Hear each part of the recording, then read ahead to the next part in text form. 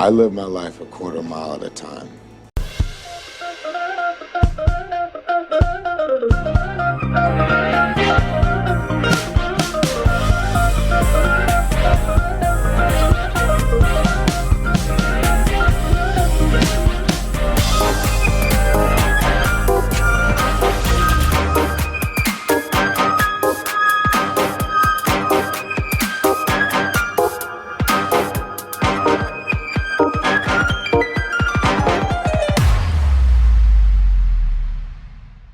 Welcome back to the Quarter Mile Podcast Season 2. We have made it. Just like in Fast and Furious, the first one they were in LA and then they drove to Miami for the second episode. We are recording now in my hometown in Nashville, Tennessee. New location, new co-host. Ladies and gentlemen, I am so excited to introduce you, if you don't already know, to one of my good friends, one of my favorite comedy people, CJ WALTON. CJ, we are so glad to have you. Thank you. Welcome to the Quarter Mile Podcast. Thank you for letting me walk down here. Yeah, well, thank you for. We were at CJ's house, so thank you for letting me walk here or drive here. Drive here, right? Yeah, it was great. I'm so excited to have you on this podcast. We're so excited about season 2. Right off the bat, I would love for everyone listening to learn a little bit about you. So if you don't mind telling us about yourself, and as we always ask every one of our people on this podcast, one of the most important questions you'll ever answer at the Quarter Mile Podcast is, what is your relationship with the Fast and Furious? And just so you know, your answer may, like, that will dictate whether you're on episode 2 or not. Oh, wow. Sheesh. Okay. So I'm originally from Chattanooga, Tennessee. Shout out to Chattanooga. All day. Shout out to Chattanooga, Tennessee. Born and raised. Went to high school there. Got christened and baptized and all that there, and came up here because I'm a third generation Tennessee State University, founded in 1912 as a land grant institution in the Northwest Rocky Hills of Nashville, Tennessee. Wow. Yeah, wow. It sounds like you invented TSU. It does sound like I invented Tennessee State University, but I did not. My grandmother went there. My mother went there. My sister went there. My father went to Lane. So I'm a definite HBCU girl. I graduated with a theater degree. So I went to Performing Arts High School. Got my degree in theater, minor in journalism. So I love the news. That's I'm a so nerd. cool. Yeah. I'm a nerd. I did not know about that about you until we actually sat down and had like a real conversation, like a non comedy show. Oh, yeah, like and then you were like all about the news, and I was like, wow, it was like a different onion layer. Yeah, I love history. Like any type of history, any type of news, or any world news, political news, anything. I'm like, I love to soak that up. And speaking different languages. I teach kids. I've been working with kids since I was 15. I have a family member who has Down syndrome, but that of course doesn't mean anything. It just means you just have Down syndrome. Yeah, absolutely. And she was able to go to college and do whatever. So I started doing that and started working with kids up here in Nashville.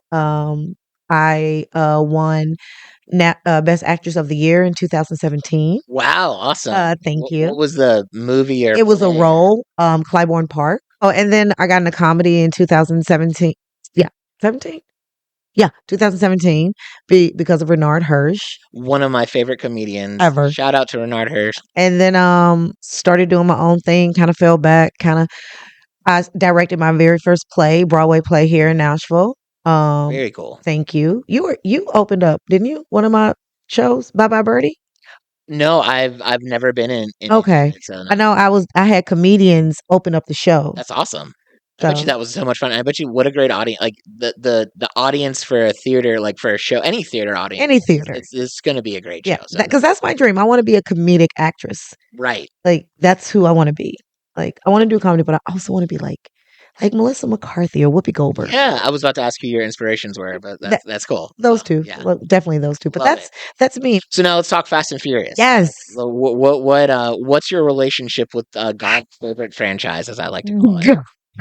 I mean, I'm an original like Fast and Furious girl. When it first came out, I was like, okay, because I like cars. Yep. I'm from Chat, and that means I'm a country girl, which means I like drag racing. I'm a theater girl, which means I grew up on Grease, which means I was like, yes, let's and drive and let's see who's gonna win. And then I'm not gonna lie, I like a bad guy. I like a bad boy. I like a bad boy. So when Fast and Furious came out, it was honestly like not the bad guy winning, but the people who were supposed to get the cars got the cars. Yeah, it was especially the first one. Like The first one took me by you surprise. don't know, like there is no clear good and bad guy. That's Like and I guess that's what I'm trying to say. that's Yeah, the that's what I'm beauty of trying to say. which they try to do in Point Break. We're gonna talk about that in a little bit. A lot of people compare the two and say they're basically the same movie, and I have very strong opinions about that. So Yeah, I guess so. We'll But get I see what they're saying, but I don't see what they're saying. good. I can't wait for. We're gonna cover that. We're gonna talk about Let's that. talk That's gonna be a about good time. Before we get into Point Break, if this is your first time tuning into the Quarter Mile podcast, let me just give you a Fast and Furious recap. This is our second season. Our first season, we did a wild ride through the first 10 Fast and Furious movies. Oh wow, okay. Yeah, it was a lot. Okay. And it was awesome. I'm obsessed with the series. This whole podcast is Fast and Furious themed. And what that means for this season is we are technically out of the 10 original movies that are part of like the series. Now, what you guys might notice in future episodes, including next week's episode, side note, we were a monthly podcast and now we're a weekly podcast. Nice. So that's exciting. Is occasionally we'll hit some of the off-brand Fast and Furious movies, but a lot of the movies we're covering this for this season are what I'm calling Fast and Furious adjacent movies. Okay. So, like for example, Point Break, Fast and Furious ripped off the plot of Point Break, and I wish I didn't. I wish that was wrong, but when the directors themselves say that, then you have to be like, well, okay. And we'll talk more about that in this episode, but they did find inspiration for the first Fast and Furious movie off of Point Break. Hence why we're taking our first episode to talk about Point Break. Let's talk about it. Yeah, but we got other movies coming up. We'll follow us on all of our social media because then you'll see everything we got going on. We have lots of polls. We have lots of interactions. Before we do every episode, we like to ask people what their opinions are of the episode. So the Quarter Mile podcast, if you just type that in, anything will pop up. Well, this whole podcast is we review movies. We have fun. If you're looking for really snobby, snooty, righteous movie critics, that's not us. We enjoy it. We have fun. We're gonna have opinions. I'm snooty. Okay, CJ's gonna drop the snoot. I'm more of like a look. I don't care. I liked it. I didn't like it. I'm bougie. Not just kidding. So yeah, you put the bougie in chat in it. I definitely do, don't I? Yeah, absolutely. And so we are just here to have a good time. Absolutely. Our motto at the Quarter Mile podcast is life is short, listen to a podcast. Absolutely. So that being said, today we are talking about Point Break. I gotta be honest, I didn't know this movie was as big as a deal. Oh. I did not. So like, I guess this is like one of those like 90s movies that everyone saw, right? It's like, a cult classic. It started the cult classic genre. I know that now. I existed in the 90s and I had nobody ever said go watch Point Break. I absolutely loved it. It was a great movie. I understand the hype. Now we will get into how I think people, downplay Fast and Furious because of Point Break. And see, I've never heard that. Yeah. Oh, so I'm very happy to delve into that with you. I'm very happy to delve into that with you. Before we get into our own opinions, we got a few things to cover. First, let's go over. Just for the overview, the director was Catherine Bigelow. Yes, she was. We know mostly from The Hurt Locker and Zero Dark 30. Do you like either of those movies? I like The Hurt Locker. Yeah, that's a powerful movie. And then the cast, great big names: Keanu Reeves, Patrick Swayze, the big ones, Gary Busey. This is the first time I saw like Gary Busey act. I feel like I've only. Are you kidding me? Well, I mean, I feel like I've only seen Gary Busey making fun of Gary Busey. You know what? Don't do my boy like that. Don't do Gary like that, man. Okay, y'all be doing Gary wrong, man. Yes, he's crazy, but y'all be doing it. He's a good actor. He is. Like he to me, he's one of the best parts of this movie. Thank you. When he died, I was very upset. Yeah, I am still upset at the fact at the way he died. Yeah, honestly, when I was watching this movie, I thought he was I thought the way the plot was going was he was going to be like a dirty cop, like he was working because right. Watch it. There's few. It's just like the whole like when he was waiting for like asking him to go get a sandwich. It's funny because it's like I thought like he's gonna do something nefarious. Dude just wanted a sandwich. When I tell you, we'll get back to that part. Okay. We'll get back to that. We'll get back to it. Also in this movie, Lori Petty, she was great in this movie, and she's been in a lot of other good. Yeah, she is. I hate to say it though, Give her flowers, man. I forget about her until I see her in a movie. Exactly. And Give I'm her her like, she's flowers, great. man. Yeah, Give her so. her flowers. Give her her flowers. And then John C. McGinney. What's the role you think of when you think of John C. McGinney? There's one like big one for me. Give it to me. So I think of Dr. Cox from Scrubs. When I was watching him here, it felt like he was the character from Scrubs, just in. Or that was pre Scrubs. Yeah, Pre-Scrubs. I think the Scrubs people were like, "Hey, we want you to do that character for this show." Like, True. I know we're doing this at my house, but get out. so yeah. Well, I'm never gonna be like, "No, you get out." You get out. If I'm not mistaken, and because I'm a theater girl, that was one of Keanu's early big breakouts. Yes. And if I'm not mistaken, I want to say Swayze might have been a little bit bigger than him at the time. Don't quote me. Don't quote me on that. But everyone quote her. Every single one of you. I want to say CJ Walton. May he rest in peace. CJ. May he rest in peace. But I want to say that might have been Keanu's. Because it couldn't have been Speed. No, I want to say this was pre-Speed. This was way pre-Speed. If you guys want to just nerd out more on Point Break, we actually dropped a Christmas episode where I interviewed my friend Kyle Castro, who runs the Love Movie Wars Kyle. Podcast. Great guy. He runs the Movie Wars podcast. He's also Point Break is one of his favorite movies. And so when I learned that, I was like, well, we got to do an extra bonus episode where we just talk to you. And so he has all kinds of fun facts about Keanu Reeves, this movie. It's our 12th episode, so to speak. It was bonus content, but it kind of wrapped up season 1 and led us into season 2. So if you're listening to this podcast and you're like, wow, I would love I just can't get enough Point Break stuff. The episode is called a Point Break stocking stuffer because I love that. We dropped it on Christmas. So yes. I mean any Keanu Reeves facts, like I would honestly love to delve into that, or him. Whichever one. Yeah, delve into him. Yeah. So whichever one. Yeah, whichever one. He's so cool. And he was most recently Shadow the Hedgehog, which so sweet. He did so good. Those of you who know our podcast well, you know that oftentimes instead of just giving a summary, we do something a little bit weird, a little bit special, where we generate an artificial intelligence summary. And we learned midway into our season last year that it's a lot more fun when you ask AI to take it from perspective. So today we have an AI plot summary of Point Break, supposedly from the perspective of Keanu Reeves. So CJ is literally an award-winning actress. So I thought it'd be really fun if she gave us her best Keanu Reeves impression as she read the plot summary. And if you're seeing this, feel free to just comment and let us know how blown away you are at her Keanu Reeves impression. So I hope it's good. I hope it's good. All right. Here it comes. Whoa. Let me take you back to the early 90s. All right, dude, here's the lowdown on Point Break. Play Johnny Utah, this hotshot FBI agent with a chip on his shoulder. Just graduated from Quantico, and they throw me into the deep end of the pool in Los Angeles, where I team up with seasoned and somewhat jaded agent Angelo Pappas, man. Portrayed by the incomparable Gary Busey. Love him. Man, he's great. So Pappas has this wild theory about a group of bank robbers called the ex-presidents.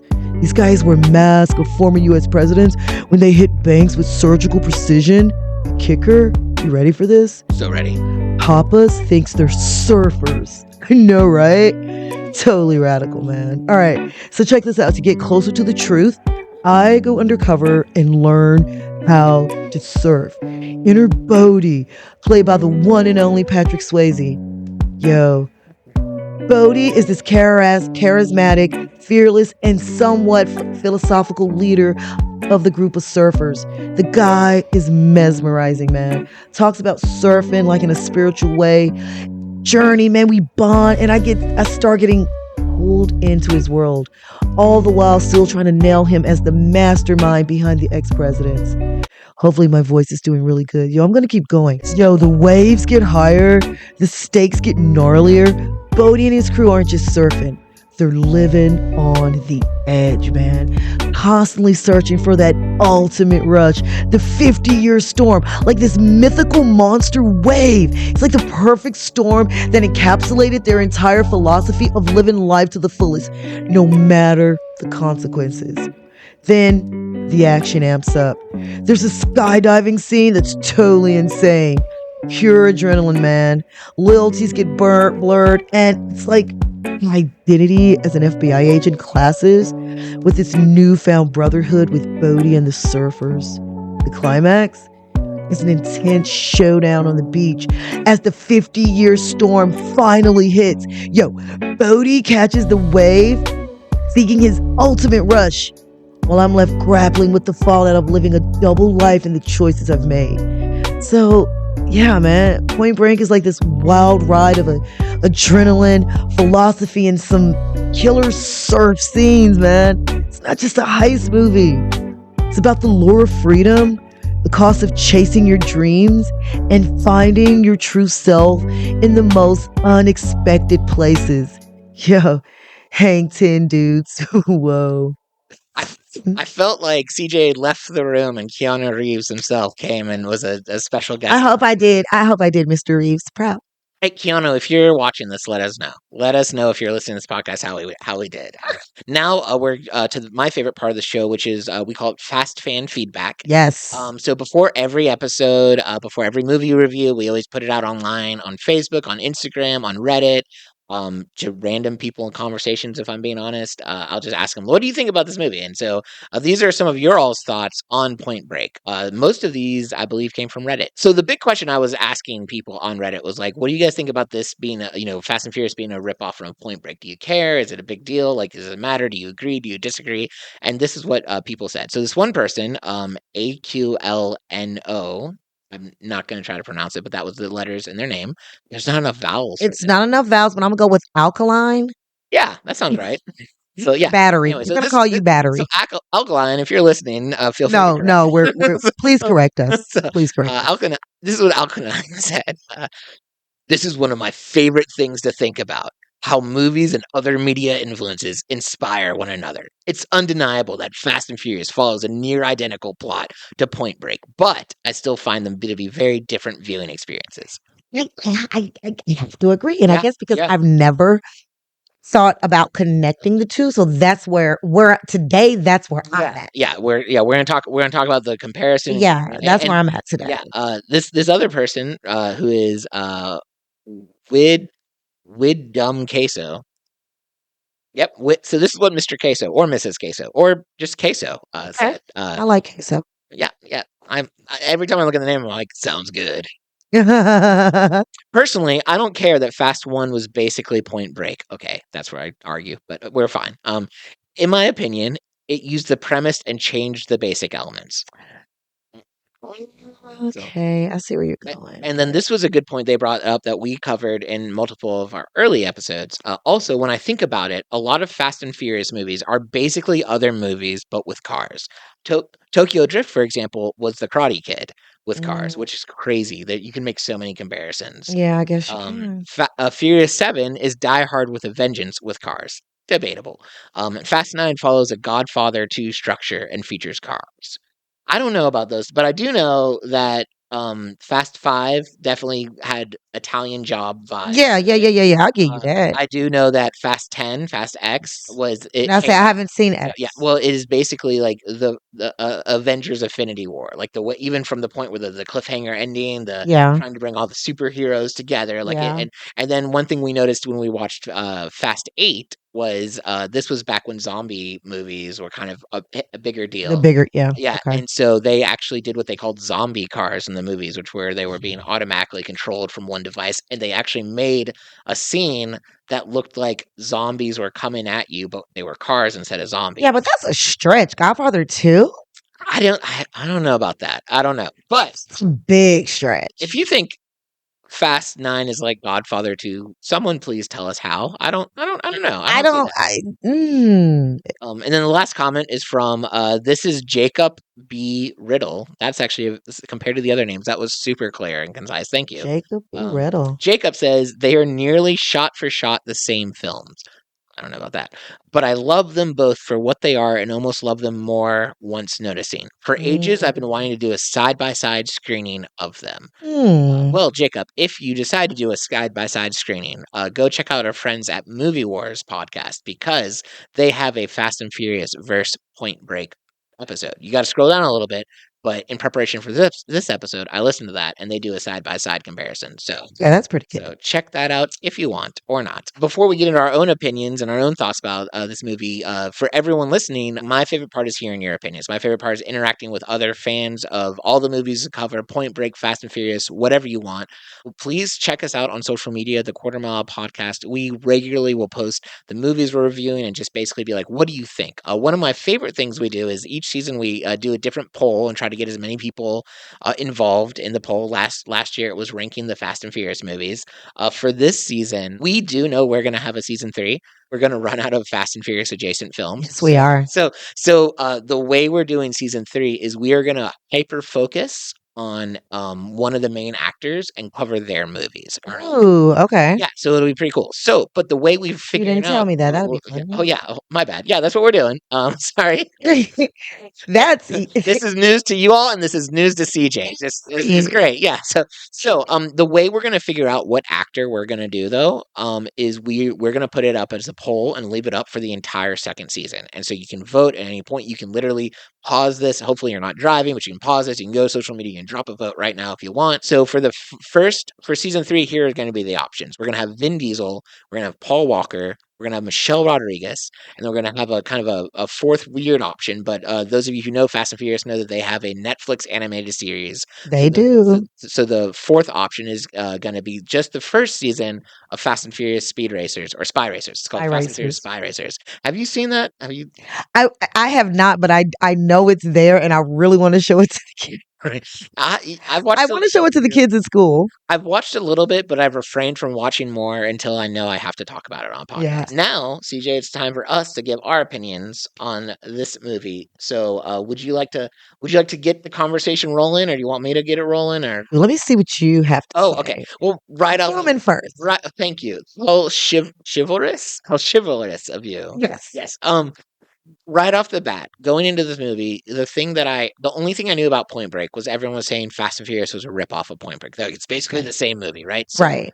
going into it, that's kind of what I was expecting to see. And at first, I kind of saw it, especially when you compare Paul Walker's character, Brian O'Connor, to Keanu Reeves' character, Johnny Utah. Like, it would be interesting to see Keanu Reeves do a part of Fast and Furious as Brian O'Connor. Because, I Ooh. do feel like their characters were very similar. And even some of the opening scenes, like when he's training, when he's practicing his gun practice, that's reminiscent to me in the first Fast and Furious when Paul Walker was like driving. Driving yeah. But here's where thought as the movie went on, it did kind of drift in different lanes. Like, and to me, the biggest difference was the character of Dominic Toretto and the character of Bodhi. A lot of people, I heard people tell me, like, yeah, they're based. I mean, Dominic Toretto's a ripoff of Bodhi, No. right? Only thing they had is they were charismatic and passionate, and people followed them. But Vin Diesel's character, by the end, you kind of were left to think, well, he's not really a bad guy. Well, he was the bad guy, but you felt for him. You kind of agreed with Paul Walker for like letting him go and stuff like that. That was the beauty of the movie, was there wasn't I mean, the cops weren't that great. Paul Walker lost in literally everything. Like Everything. he wasn't great. And then we'll talk about that a little bit next week when we talk about the turbocharged prelude. Vin Diesel, you felt for him even though he was technically the antagonist. Whereas Bodhi in Point Break, maybe at the beginning I was like, this guy seems pretty cool, but as the movie goes on, I'm like, dude's a freaking psycho. Like, maybe he meant well, but like he still kidnapped the girl and threatened her life. Yeah, He he did. still killed people, and he was all about the rush. And even though they were both kind of, Vin Diesel was like, I live my life a quarter mile at a time, and Bodhi was like, I just chased the biggest I wave. chased the biggest wave, yeah. At the end of the day, Vin Diesel was more about protecting his people, doing right by his people. Bodhi was like all about chasing that rush. Well, but Bodhi did want to protect his people. In the beginning of the movie, they never hurt anybody. It was just at the end when his psychopathy changed. Yeah. It was at the end of the movie where he was like, that's why he was like, what are you doing? We never do this. Yeah. But we never do this. I feel like he was addicted to the rush, right? Oh, he was definitely addicted. As the movie went on, he needed a bigger rush. But a lot of people were like, no, he was like super zen, super chill. I was like, no, I think when he lost his first partner, that's when he started going right down. Yeah, that was the start of him. Maybe he lost control. Maybe that was. And he was a man who had control of everything. Even when Keanu was getting beat up. Remember in the first scene when he got beat up by Red Hot Chili Peppers? That's Right, absolutely. gonna say. Which, by the way, I think one of the greatest sins of this movie was we had the Red Hot Chili Peppers, or at least one person in it, but we never got like a Red Hot Chili Pepper song in the movie. Like I was waiting, and sometimes I you just wait. knew they were gonna do a song, but I was so happy for that, but right at that scene, like he controlled Mhm. that scene, just like he controlled the girl, just like he controlled the party. Right. So, like you're saying, when he lost control, I really do believe that's when he started Started unraveling. unraveling and spiraling, and like I need this rush. Yeah, but I think the thing is what I kept hearing from people was but yeah, he was a good guy. I was like, I don't think he by the end, like he's the villain.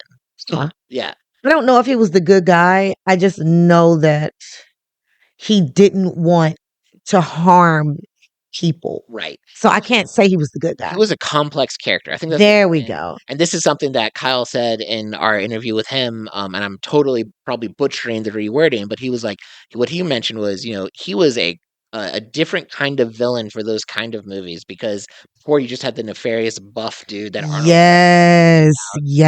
Very one dimensional, and this character, at least everyone at the beginning, you were kind of rooting for him. You kind of liked him. You liked the charisma. Now towards the end, you kind of were like, I think he's losing it a little. Yeah, absolutely. You could understand. I couldn't understand his reasonings because if you just want to do the big wave and you're going to probably die, why do you need to keep hitting up the banks? Right. So that was the complex part that I could not understand because you didn't live for money. Like you said, you live for the rush. Yeah. So were you living to die? Well, kind of. That was his big thing. Was he really wanted that big wave. That big wave. And he did not care if it killed him or not.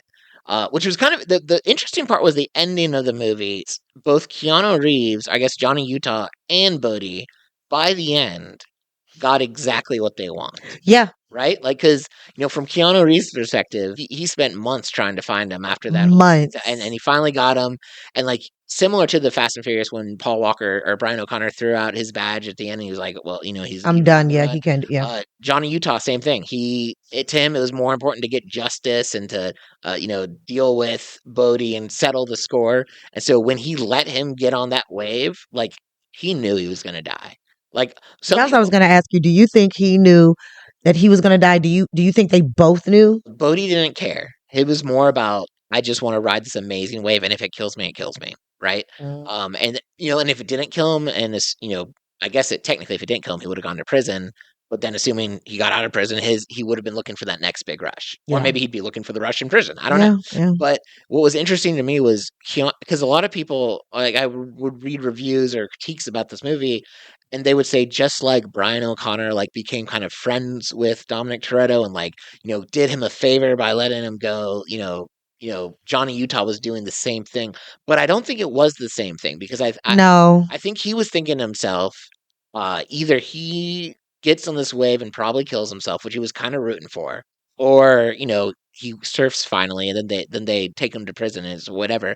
But but at the end when he threw his badge away, that to me that was his way of being like, look, because I made this call as a law enforcement person that I'd rather watch this person die, I can't be a police officer anymore. I agree with that, and then I also think that he just once that was a goal that he set out to accomplish. Right. He got the goal. He was like, he already got his girl. And notice they did not leave. They were still together. Yeah. So I feel like he was just like, I've done everything that I needed to do.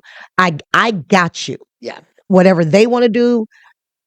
And I honestly think that he felt a kinship to him. It's like everyone was like, he's so charismatic. He's so cool. Like he's so zen. I'm like, no, he's a psycho. He's a psycho. You're fascinated by him. He's a definitely wonderful manipulator. Yeah. He's a definitely wonderful manipulator. I definitely think that. He would have ran a great cult. Oh my God. He would have been great. Cult. Like the Surfer Bros. Yeah, he had the Surfer Bros. I mean, there was no way that 4-on-1, come on, y'all. Yeah. And then they let it go. Yeah. Like, those were his boys. He knew. Yeah, surely they could have been like, we're not going to do this. We're not going to do this. They're like, no, Bodhi says it. Let's trust him. Right. Like, every time that Bodhi, if they, this is Johnny Utah. Oh yeah, anytime but he said something, they were automatically They're like, like, all right, cool. And you really saw that in the scene after everything went down and the guy died in the bank robbery. And they're like, what are we going to do? We got to stop. We got to run. And he got up at that campfire and like his little motivational speech was all they needed. Yep. So That's exactly what I was talking about. Like exactly at the campfire. And then women, for him to go from woman to woman, and don't get me wrong. I mean, if you find what you find what, I'm fine. But he was like, these are my women. Here, take her. Here's one. Like this is what she likes, and this is what she doesn't. it didn't really matter. He was just like, whatever. Because they were everyone pretty much. It felt like everyone there belonged to Bodhi. Yeah, absolutely. He was kind of the alpha of the whole culture, and I cool with definitely it. think he was. When you think about the specifics of this movie, how weird is it that they're like, we need an officer, a federal officer to go undercover.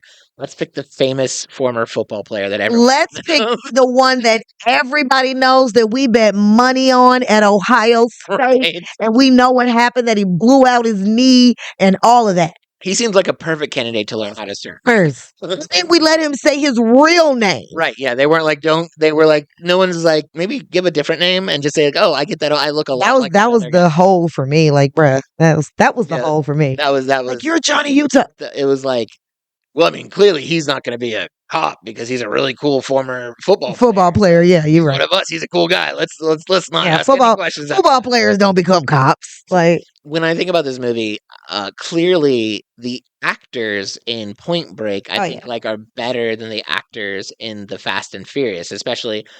Yeah, like when you're talking about big names, however, I would argue that Fast and Furious, the characters were better than the characters in Point Break. Like when you look at Bodhi's crew versus Vin Diesel, Dominic Toretto's crew, like each of his, he had Vince, he had Jesse, he had Letty, he had Mia, all these people who were nobody was better than Gary Busey. Yeah, we had Gary Busey. And nobody's better than Gary Busey. I'm sorry. Although he was probably my favorite character in the movie. The thing that cracked me up at the beginning was, why were they having him like go down and pick up bricks? Like, when is that ever going to help you? It would have been really funny if at some point in the movie, some situation happened and he saved the day because he knew how to breathe underwater. I wish I knew, but I don't have an answer. Yeah, I don't know. Listen, if you're listening to this and want to, please let us know. Like what type of if you know marine training for him to go into a pool. It felt like they were just like, well, he's old and we don't care about him, so let's go have him pick up bricks blindfold. Like, but other people had to do it too. Yeah, I don't know why. Ultimately, I thought this movie it was a good movie. I enjoyed it. I do see how Fast and Furious was motivated by this movie. If the directors themselves weren't the people that called it a knockoff, I would kind of have a problem with it, because saying that Fast and Furious, completely ripped off Point Break is like saying any movie that has orcs and elves ripped off Tolkien. I guess the only way I could see it is because Point Break started a cult classic genre. So that's where I could see it. I could see like, oh, well, this heist, that heist. But I mean, I feel like there's, I guess now going over, there's so many differences, but because then would Lottie be, would the girlfriend be Michelle Rodriguez? I mean, you could relate her maybe to Mia more so than you see, because she was the one with because just like Brian O'Connor was conning Mia in Fast and Furious, and then the love was there, in the same way Tyler was conned by Johnny Utah. One thing that really jumped out to me was the relationships between each character, and especially, and I know you're gonna be like, you've said his name, so I'm like, but between Gary and Keanu, I really liked that relationship too. It was really, I thought it was going to be very off-putting, but it turned out to be probably one of the best relationships. Yeah, it was just a good friendship, partner relationship. I mean, so many times movies focus on the enemies, the villain versus the hero, or they focus on the love interest. I really like a good movie that has like, these are really good friends, or this is a good partner. I mean, I feel like that's why buddy cop movies do so well. Yeah, they actually did a good job. Yeah, I felt like all the relationships were strong. Yeah, absolutely. You had a good, you had the villain hero dynamic, and it didn't start that way, but then it. No, that's what I'm saying. I felt like it was more of an uncle nephew. Yeah. Almost, because he was literally learning from him on the job. Like and it changed for me when he actually jumped on that thing and was like, showed him like, dude, they're surfers. Yeah, absolutely.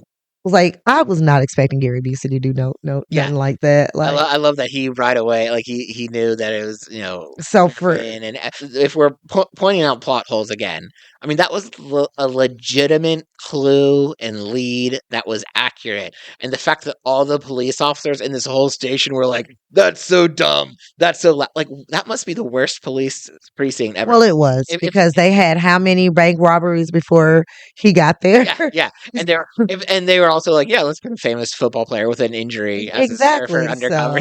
So yeah, maybe that's just the thing about the movies. Like the police precinct was, you know, just not a good one. And that's No, why. they weren't. They So weren't yeah, because again, they had over 100 bank robberies within what 3-4 months. at least in Rush. the story, they were like they were so good at it, and they were smart to know not to go for the vault because they could save time by Exactly. robbing. So the fact that it was so many and they were uncatchable was helped us think like, oh man, they are really good at what Yeah. they do. My favorite part of the movie was when Gary told him to go get 3 sandwiches and they were only for $8. Like, Yeah. I think that was my favorite part. Man, can you imagine? 3 sandwiches for $8 and they were big. There was some Yeah. hoagies, man. When I know when I was looking, I was like, those sandwiches look real good, right? They did. So I'm like, you can imagine like going to the bodega Yeah, and getting you $8. that's like 90s right there, plus where they were at. Come on, man. That was my favorite part That's of the movie. that's the most unbelievable part of the movie. That was the most That was the biggest unbelievable. stretch. Yeah, I don't care what anybody says. Any action. No, my favorite part of the movie was when Keanu Reeves bought 3 sandwiches for $8. That was my That was favorite. it. Yeah, it's like that's the world I want to live in. They say Hands movies are down. supposed to take you to a reality you want to be in. I want to be where I can get $8 sandwich, For 3 sandwiches, 3 sandwiches for $8. They look just like that. Yeah, absolutely. They look just like And that. then we can eat them with Gary Busey. Have a good Oh time. my Man, God, what a yes. fun time! What a world. Here's some Point Break trivia for you guys. Yeah, Some let's have fun fun. facts. Keanu Reeves observed real FBI agents in Los Angeles to study for the role. He also practiced with UCLA quarterback coaches to help him with the football scene. Okay. And this is something we know about Keanu Reeves. I did from not a know lot. that. The one of the things that makes him like such an interesting actor is no matter what role he's in, so in all the Matrix movies and all the John Wick movies, he would like learn how to do the martial arts or learn how to do the Well, shooting. now that is true. So yeah, He is his own stunt. in whatever role he's in, he'll like go above and beyond to learn how to do it. And so I haven't seen them myself, but a lot of people have told me about. You can go online and watch him do target practice, and it's pretty cool. So the film was originally called Johnny Utah when Keanu Reeves was cast in the title role. The studio felt that this title said very little about surfing, and by the time Patrick Swayze was cast, the film had been renamed to Riders on the Storm after the famous song by The Doors. However, the lyrics had nothing to do with the film, and so the title was also rejected. It was not halfway through the filming that Point Break became the film's title because of its relevance to surfing. Co-producer Rick King first came up with the idea for the movie while lounging on the beach. He'd been given an LA Weekly article about Los Angeles being the robbery capital of America and dreamed up a movie about an FBI agent infiltrating a surf gang that robs banks to fuel their fun. Oh, a surf gang. He was on the beach, he saw surfers, and like, I bet you they could be bank robbers. Or maybe he was working on a movie and he met a really mean surfer who like ticked him off. He's like, I'm gonna make a movie about you. Ooh, I like that Yeah. part. I like that. That sounds more that's what I would go with. That's it, yeah. This is a fun little fact. The film inspired a piece of cult culture. Yes, it did. Point Break Live. Have you ever seen this? No. Okay. In which the role of Johnny Utah is played by an audience member chosen by popular acclamation after a brief audition. The new Keanu reads all of his or her lines from cue cards for the duration of the show to capture the rawness of a Keanu Reeves performance, even from those who genuinely think themselves incapable of acting. In 2013, Gary Busey attended a performance. Died. I would have died. Can you imagine? I would have died. I would have died. And so he received rapturous applause. That's a fun word, rapturous. I love that. Applause worthy Rapturous. of the rapture from the audience when he joined the cast on stage. There is no way I could. You couldn't. There is no way. Right. And then Lori Petty would also occasionally turn up and participate in the. Can you imagine? Also, like it would be fun to see. I feel like Keanu Reeves is like one of those actors that's fun to like impersonate. Like Oh, everyone, like you killed it just early. Like you would have done. You would have been great. We need to let's just go to New York every weekend. oh my Try to God. find Yes, let's live go. until you. There is no. Let Gary Busey be somewhere near me. Gary, what's up, boo? Yeah, What we doing? where are we going? Let's do it. Where we going, bruh? Let's go. I love Gary Busey. This is my favorite of the trivia. 20th Century Fox had plans for a sequel of the film to be released in the summer of 1993. In fact, a script had been written and was already in pre-production. Despite this film's grossing 90 million worldwide, the studio decided to scrape the project. So my big question is, what would the sequel be about? And could we please call it 2.2 Break? Okay, here's the sequel. Johnny didn't retire, and the wave he rode that wave all the way to Greenland. Okay. And Johnny had to get to Greenland. And Johnny had to get. He was like, Turns "I'm out, the only one yeah. that can find this man." Or like, what if he was retired, living a nice, happy life with Tyler, but then word gets out that Bodhi's still alive, and so like the FBI come over to him in his happy retired life. Absolutely, And they're that's even better. like, Yeah, we need you to come we back. need you to come back. And at first he's like, no, and they're like, but we got a picture, and they show of Patrick Swayze, Bodhi, and he's like, all right, Right. Or they show a picture of him and Bodhi together at the end of it when they were talking. Like, so you know where he is yeah, and because you let him go. oh yeah, and and because at that point he, you know, that he had that he was wanted. Uh-huh. They were like, you're part of it, so You're part of it. he has to clear his own. He has name. to clear his Yeah, name. 2.2 break. Yes. Breaking point 2. Yeah, so, yeah, points broken. Points broken. All right, well that's That was fun. But now we're actually going to bring back something that we didn't do. Maybe we did in our first or second episode for season 1, but then because we were ranking the movies, we stopped doing it. But this is a cool thing. It's called the Too Fast, Too Furious movie ranking. Ooh. Me and CJ are both going to take turns, and we're gonna give our personal ranking. Now, for those of you listening who have strong opinions, this isn't about like how cinematically masterful the movie was. This isn't about like the actors' performances. This is just point blank, just how did we enjoy the movies, right? So it's a whole, you can't miss. It's just your opinion, and we're going to give you all options to go on our stuff and rank the movies. Absolutely. As well. But it's called a Too Fast, Too Furious movie ranking, and we have 4 options. Okay. Too Fast means you loved it, great movie, loved it, made your life better. Fast is, you know, you liked it, it was good. There's a lot of good movies, but you wouldn't, you know, you don't have to say that they were your favorite ever, but you enjoyed them. Absolutely. Furious is more of like a meh or don't care, or maybe you didn't like it, like, but you don't have a strong reaction, but like you wouldn't go see it again. And then Too Furious is like you hated it. You almost to the point where like my life is a little bit less good because of that. Yeah, I don't like it. I'll go first. I'm going to start strong because I know, and I was telling CJ this before the podcast. This was a good movie. I also know looking forward, I won't be giving this nice ranking to all the movies we're talking about because we got some weird ones coming up, and we hope you guys with us, and you're patient with us on some of the movies because they're rough, some of them. But for this movie, I really enjoyed it.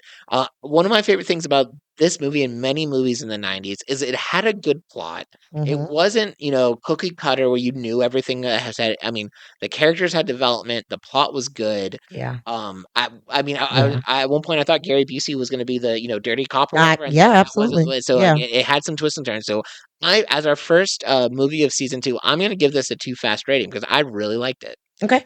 I am going to give it a Too Fast as well. Let's do it. I loved it. I loved everything about it. I love the movie so much that I named my dog after Patrick Swayze. His name was Swayze Patrick. It was a chow chow, and he was beautiful. I loved, besides the character plot and the whole plot of the movie, I honestly loved the fact that they cast these actors in this movie. I don't know who else could have been Bodhi, Right. but Patrick Swayze. I mean, he at owned that it, time, yeah. he really owned it. I like how it made me. I like how it's been copied. I like how it's now that we've gone over this. Yeah. I can see how it has really turned through the test of time for people. Absolutely. And it also kind of set a new demographic for action films. I mean, they didn't have to always be like Rambo, Terminator. Like Absolutely. this was 100% an action film, but it looked a little bit different. The characters had more depth. The hero, Keanu Reeves wasn't like buff Rambo. No. But This movie made me, when I was in college, made me write my play or my script about how even if it's a bad person, they might be doing it for some reason. They might not be Dahmer bad, Yeah. but just Bodie bad. yeah, and those make for good villains. I Where think so. there's You can gray area. understand it. Yeah, He was a definitely gray villain. yeah, and you can still say he was wrong, but you get a good written character. You can be like, but I see why he is the way he. Yeah, I see why he did it. Okay, well, cool. That was fun. So now we're in the part. It used to be called Bailey's Best Bits, and kind of in honor of her. She's not dead. She's fine, by the way. Yeah, she's great. Yeah. But we're gonna do. We're gonna keep the tradition going, but we're gonna alternate who does it. So today it's Drew's Best Bits. Next week's it might be CJ's Best Bit. We'll just keep it up. So here's the way it works. I pick 3 scenes from the movie. And CJ's got to pick my quote unquote best. Now, it doesn't always have to be my favorite. Maybe I really don't like all the movie and I pick my most hated bits. Or maybe I pick like what's funniest to me and she has to pick like which one. For today, I picked kind of one of my favorite scenes was the raid when they go in because and they go in, they break into the house and it's so overly violent and I could. Oh, I remember that. Yeah. I remember that. And I don't know if this was the emotion they were going for, but to me, it felt a little out of place in the movie. And so it was kind of funny, especially when you look at it from the perspective of like 2025. Okay, I thought the action sequences were just random and fun. I enjoyed it. So for today's best bits, I'm gonna give you my 3 favorite parts of that action sequence, and you have to pick which part stood out to me the most. Is like the Okay. best. All right, I'm ready. So the first was that lawnmower part where he's got Keanu Reeves' face close to the lawnmower. I remember and that. almost gets cut up. But then of course Gary Busey says something. He says like, "Speaking to the Microphone. Yeah, I remember that. Um, That's a famous line. oh yeah, I didn't realize that's where that came. That's where it came from. Then speaking of Gary Busey, when the person has the woman the knife up and he just gets a clear old headshot, and like that was the first part of like that kind of snuck up to you because you were seeing like mild action and then he just straight shoots a guy at the head and then from there like the rest of it. And then the last one is the guy's being chased by Keanu Reeves, and so what he does is he throws a dog at him. Oh, I remember that. Yeah, he threw the pit bull. Yeah, that guy's like take that. I think your favorite just might have been that last one. Last one? Is that your final answer? That's my final answer. It is my favorite. They were all fun, but it was just so random. That's why I chose that one. Random. And there's a fun fact that's equated to it because I didn't know this until this was still my favorite part before I learned this fact, but there's like a fun fact that goes with it. I was right. So yeah, you were right. So, okay, good. So right now I got a point. 1 CJ, 0 Drew. Okay, good. I am currently undefeated in this, and they don't call it the bloodbath of 2024 for nothing. I got it. So we'll see. The fun fact about that dog scene is there was actually a lot of commotion when that movie came out, and they showed that because they were afraid that someone threw a real dog at a person, and so they didn't actually throw the dog. They had a scene where it looked like he was throwing, and then when it's flipped to Keanu Reeves, they had like a fake dog, like a model, something thrown at him, but it wasn't the same dog. But like if you're watching it, it kind of I could see how people think. Yeah, no, definitely. Yeah, but no, people were up in arms about it. I think that the reason I chose that scene as your favorite is because it's such a comedic scene, right? That I could just see you doing this. Like, what? Why would you? Like, I could just see your face. Like, why? I was literally. I mean, like I said, it's fun when you watch movies that you've never seen before because you don't know what to expect. So already, I thought this action scene was over the top. Yeah. And then I was like, did they just throw a dog? Yeah. So it was not a tire, not a barrel, a dog. Like, a big dog at that. I mean, you're on the run. You gotta use what's around you. So I guess that makes sense. A big dog at that. No, that's good. So next week we'll see if I can catch up, or if I'm forever going to be a loser in this season of so. But I'm not used to losing. So I'm gonna take time to reflect and grow as a person. And speaking of dogs, we're gonna show you something at the end of this episode. Yes, yeah, you stick around to see. I hope it's your dog. And yes, I'll go get him. So he can say hi. A couple more things. First of all, we always we like to towards the end of our episodes we'd like to take a moment and spotlight a creative, someone we know, someone who gets connected with us. It's called a quarter mile spotlight, and we're spotlighting CJ's guns apparently with muscles right there. So I was trying to get our something there. our quarter mile spotlight this week, I almost said month, but we are at a weekly podcast. So this week is one of my favorite organizations. They are I can't even say like they're one of our sponsors. They are our sponsors currently. We hope to get more, but they are our sponsors, which gave them the right to be our first spotlight of season 2. D&D Fitness. They make unique, flattering, functioning attire for the days when you go to the gym for just you. So D&D stands for Do Not Disturb, and so they have booty shorts that they do not disturb for when Oh, I like the that. creepy guy comes and talks to you at the gym. Some of you may remember that I filmed as the creepy guy talking to Bailey at the gym. If you're looking for D&D apparel, which they have a lot of great stuff, they have the iconic Gym Creep shirt, which is taken off right now. A lot of Memphis comics, or actually it's a Memphis-based company, so Memphis comics are helping model. Shout out to 901, man. I So love yeah, Memphis. they're doing great. DNDFitnessApparel.com is where you can go to get the clothing, to check Okay. it out, to see the cool events they have. And speaking of cool events, on March 8th, they have an upcoming event in Memphis called the Right to Brew Arms. It's at High Cotton Brewery, and it is a arm wrestling competition. And so you can sign up and you can be part of the arm wrestling contest. You can also go be a vendor there if maybe you have something that you sell or a brand that you support, or if you just want to sponsor them and help create this really cool event. These are all things you can do. It's on March 8th. It's going to be awesome. So dndfitnessapparel.com for more information. Very cool people. They're doing great things. And if that's something that's your speed, we will have their information in our episode notes. You can check it out. D&D Fitness. Is that not the theme? It No? should be. Okay. It should. It is now. Thank you so much for being with us with this week. Next week we are covering a different movie. If you were like, man, they're not talking about Fast and Furious enough, don't worry. Next week we're jumping back to Fast and Furious. We're going to be talking about the turbocharged Prelude, which was the movie before the movie. Nobody asked for what happened between 1 and 2 in Fast and Furious, but they were like, hey, let's give you a random 6-minute movie. Yeah, is it necessary? Probably not. But there is a lot that can be said about it. Maybe. I don't know. It might be a shorter episode. I've been getting a lot of people asking about it. So we're excited to cover it. Follow all of our socials, the Quarter Mile Podcast, on anything that you want. And thank you so much. This is just a reminder.